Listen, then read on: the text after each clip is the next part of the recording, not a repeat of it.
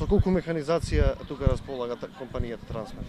Компанија Трансмет располага овдека со механизација, 3 скипа, 2 багера и 5 камиона.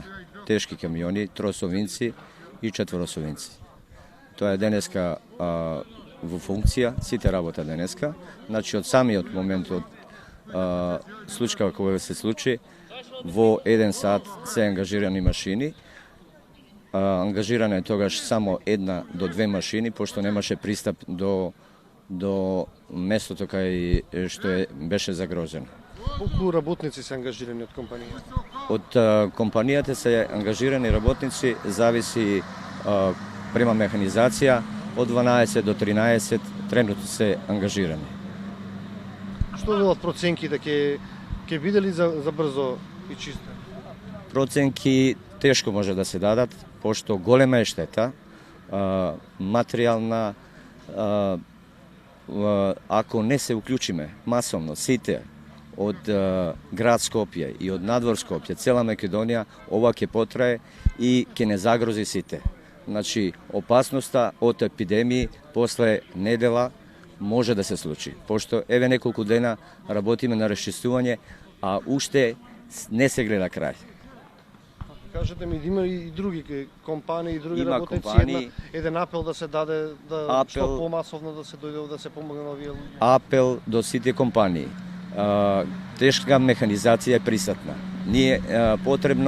Потребно е мали камиони, од 5 кубика, 6 кубика, 7 кубика, 3 кубика, да се вклучат, пошто имаме тесни улички, кај што тешко се приоѓа со големи камиони, големи машини.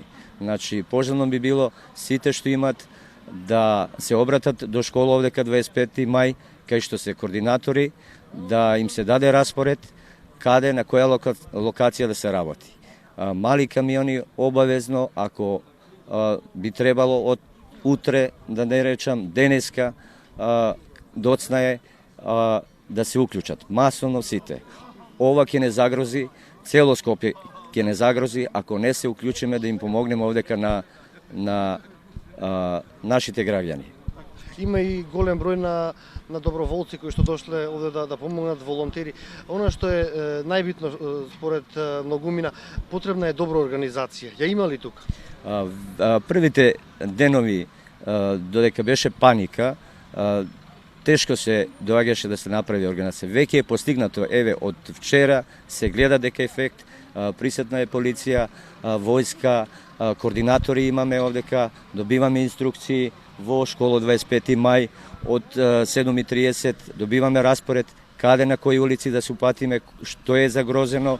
Не можеме сите семејства одеднаш да дојдеме, али ниедно семејство нема да биде оставено ако се уклучиме масовно сите граѓани на Скопје и сите граѓани на Република Македонија. Пред овој разговор имав можност да видам и некои од градските власти тука. Имате ли координација со локалните власти? Има, секој сабајле состанок има одека од 7:30, зависи се кога се слободни, добиваме од нив координати, каде, добиваме на луѓе, каде да се упатиме, на која локација, што е најповеќе загрозено, али не можеме да успееме, пошто ни се потребни помали камиони, да придеме со големи камиони на секое место.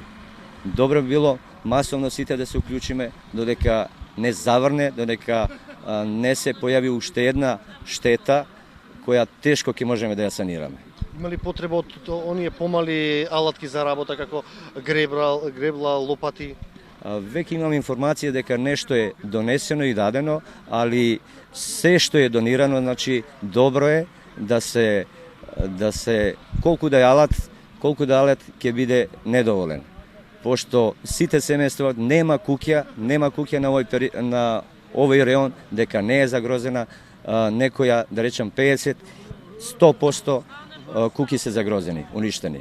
Ова е нешто као, да речам, и поопасно него од војна. Војна руши зид, а ова е и тиња, и кал, и хемикали, и фекали, се тоа внесено, тоа треба време да се расчисти, ако не се уклучиме сите, ова цело Скопје може да има последици. Рековте дека од саботата вечер сте овде, останувате до самиот крај, додека не биде завршена целата работа. Трансмет е уклучен од сабота навечер, од 1:30 е уклучен.